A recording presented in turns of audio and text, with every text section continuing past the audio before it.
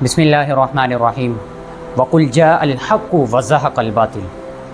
اللہ تعالیٰ کا قانون ہے کہ جب حق آتا ہے تو باطل اپنی دم دبا کر وہاں سے فرار ہو جاتا ہے، اور الحمدللہ اس کا مشاہدہ ہم نے اپنی آنکھوں کے ساتھ کر لیا کہ انجینئر محمد علی مرزا جو کہ گستاخ صحابہ ہے، گستاخ اولیاء اللہ ہے، علماء کی شان کے اندر گستاخی کرنے والا ہے، اور اس سے بڑھ کر کبھی مفتی تقی عثمانی صاحب جیسی عظیم شخصیت کو چیلنج کرنا شروع کر دیتا ہے، اور ابے بھائی اس سے بھی بڑھ کر امام کعبہ کو للکارنا شروع کر دیتا ہے۔ ارے بھائی اپنی حیثیت دیکھو، اور ان اولیاء اللہ کی ان کی حیثیت کو دیکھو نا، جو علم کے پہاڑ ہیں، علم کے سمندر ہیں، ان پہاڑوں کی اگر تم بلندی کو دیکھو تو شاید تمہارے سر سے انجینئر صاحب یہ پگڑی بھی گر جائے، اور ان کو تم للکارنا شروع کر دیتے ہو۔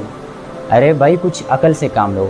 ہماری پنجابی کے اندر مثال دیتے ہیں کہ کل دی کوڑ کر لی تے شتیرہ نو جفے، تو سیم اس کا بالکل یہی حساب ہے، کبھی کس کو للکارنا شروع کر دیتا ہے، کبھی یہ ہے مولوی یہ ہیں، کوئی میرا سامنا نہیں کر سکتا، اور کبھی مفتی طارق مسعود صاحب کو پکارنا شروع کر دیا، یہ مولوی میرے سامنے کبھی بیٹھ نہیں سکتا، بے شک میرے پاس آئے، کیمرہ مین لے کر آئے، لائیو ویڈیو چلائے، تو اوپر سے کہہ رہا ہے کہ میری کرامت ہوگی کہ یہ مولوی میرے ساتھ زندگی میں کبھی نہیں بیٹھے گا۔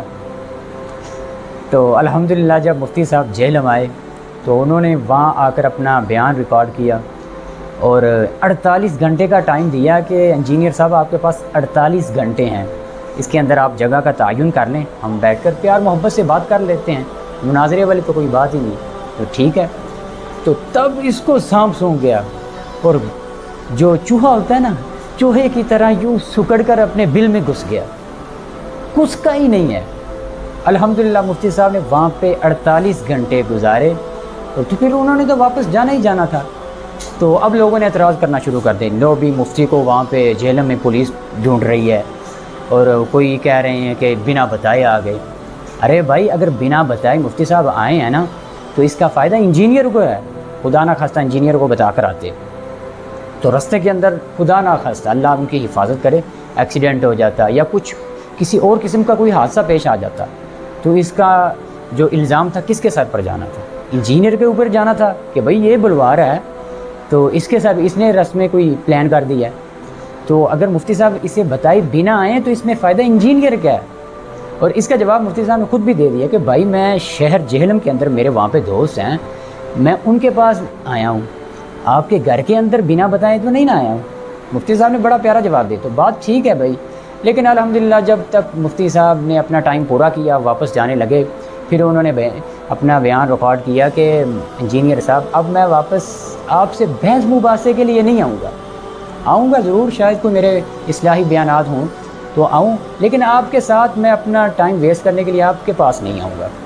تو جب اسے یقین ہو گیا کہ اب مفتی صاحب واپس نہیں آنے والے، تو پھر اس کے بعد یہ سینہ کھول کے چوڑا ہو کے بیٹھ گیا کہ بھائی یہ مفتی چوری ہے، یوں کرتا ہے، فلاں کرتا ہے، اب میرے سامنے پھر، کیونکہ اسے یقین ہو گیا تھا کہ اب مفتی صاحب نے خود کہہ دیا میں آپ کے پاس نہیں آؤں گا، پھر اس کے بعد یہ شعر بنا ہے کہ میں دیوبندیوں کے جنازے نکال دوں گا، تقی عثمانی کو میرے سامنے لے کر آؤ، یوں کر دوں گا، فلاں کر دوں گا۔ ارے بھائی انجینئر صاحب اگر اتنی تھوڑی سی غیرت آپ کو، جو اب اتنی غیرت آ رہی ہے نا، تھوڑی سی غیرت آپ اس وقت کر لیتے تو شاید جتنا آپ کی عزت کا اب فلودہ ہوا ہے نا، شاید اتنا نہ ہوتا۔ تو انجینئر صاحب آپ سے ریکویسٹ ہے، یہ ڈھکوسلے جو مار رہے ہیں نا چھوڑ دیں، آپ جو ویڈیو بنا کر بند کمروں میں بیٹھ کے لوگوں کے ایمان کے اوپر ڈاکہ ڈال رہے ہیں نا، خدا را اس کو چھوڑ دو، یہ کام آپ کے لیے نہیں صحیح ہے۔ یہ نہ ہو کہ خود بھی جہنم کا ایندھن بنو، اور صحابہ کی شان کے اندر گستاخی کر کے اور لوگوں کو بھی نہ بناؤ۔ تو خدا را آپ ایسے، اور وہ جو ویڈیو کے اندر آپ نے دیکھا ہوگا کہ اس کے سامنے کافی لوگ بیٹھے ہوئے ہیں، تو اتنے لوگ اس کا بیان وغیرہ نہیں سنتے ہیں۔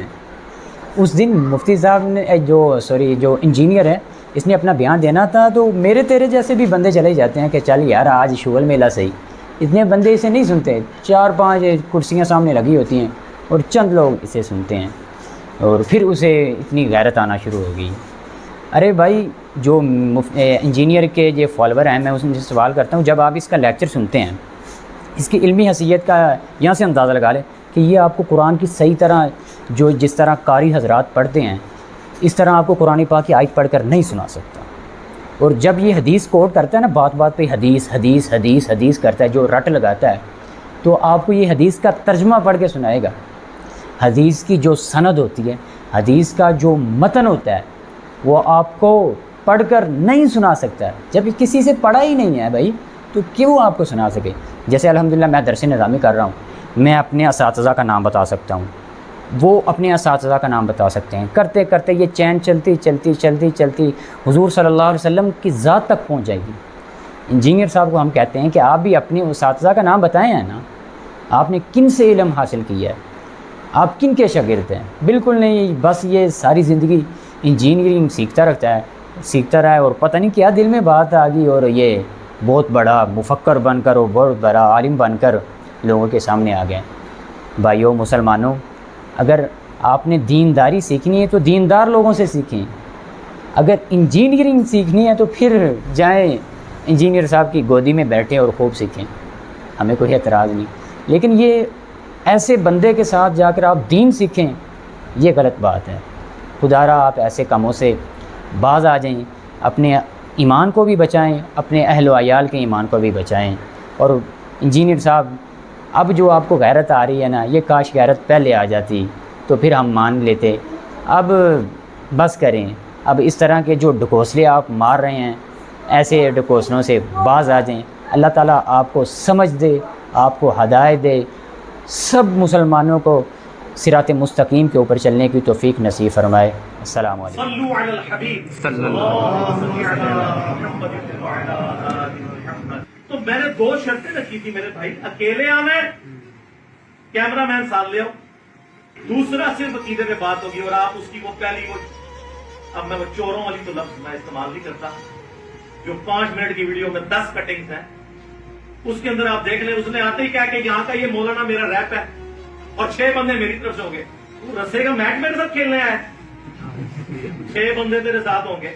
اور یہ مولوی تو ایڑیاں رگڑتے ہیں میرے ساتھ بیٹھنے کے لیے. میں نے تمہیں اجازت دی تھی اور کیمرہ مین 6-10 سیکورٹی گارڈ لے کے آ باہر بیٹھیں گے اگر تمہیں سیکورٹی کرنا.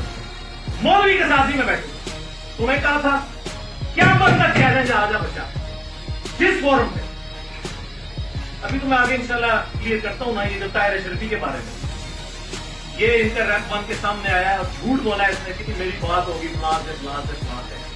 تو گورنمنٹ کا نمائندہ ہے نا طاہر اشرفی، پی ٹی وی پہ بلا مجھے، تو بھی بیٹھا تھا. تقی عثمانی کو بھی لے آؤ، تینوں ملے بیٹھو، سوری تینوں مولانا کو بیٹھو، تینوں مولانا بیٹھو. میں اکیلا بیٹھوں گا، خدا کی قسم قیامت تک کے لیے جو بندیت کا جنازہ نہ اٹھا وہاں سے تو تم لوگ دیکھنا. اور ان کو پتہ ہے سبحان اللہ، اللہ اکبر، اللہ اکبر. کلیپنگ